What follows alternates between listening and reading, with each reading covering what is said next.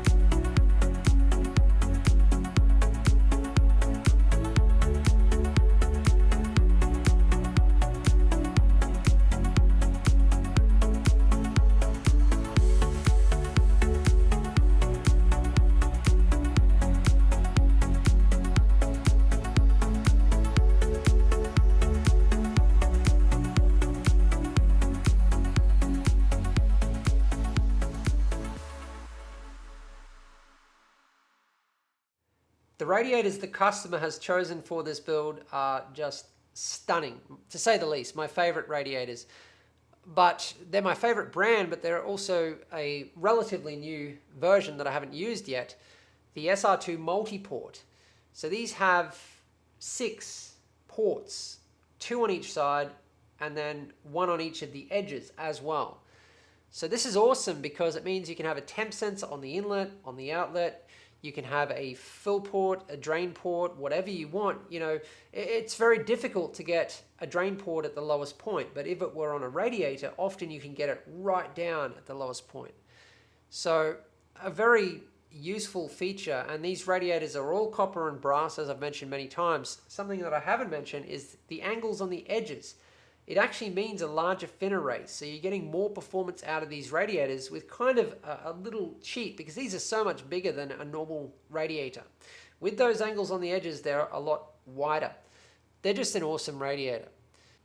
I'm assembling the dual D5 pump and res combos.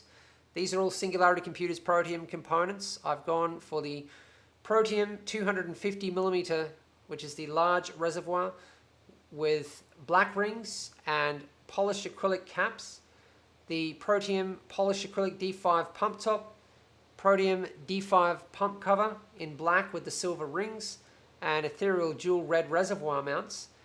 Now the reservoir mounting plate is 1.5mm aluminium, which I've custom painted in black, high gloss, with a gloss clear coat. And yeah, once I've assembled this, I'll be able to install the entire configuration into the build at the same time.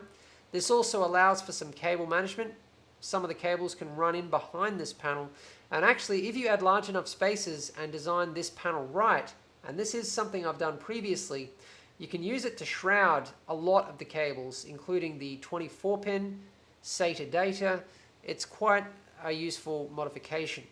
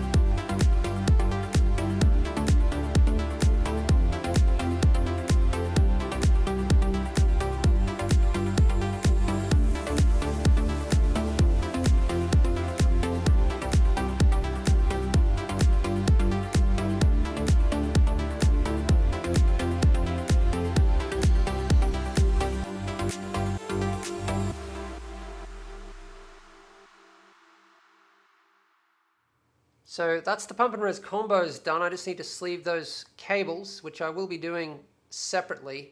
That is important. Some people combine the Molex cables. I mean, if you're going to go to the trouble of sleeving them, you do them separately, and then you can do them without heat shrink. The only cables that I put together are fans, lighting, where the connectors are small enough to heat shrink right up and over the connector. Otherwise, I use the heat shrinkless method and run them separately. So for example, you can see with these fan cables, I've gone right up and over the connectors. Now, with these, I would normally cut them off right at the fans and then run extensions, but these were almost all long enough to run directly to the splitter without having to do that. There was only a couple there that I actually had to extend. So, instead of building extensions for all of them, only one of them.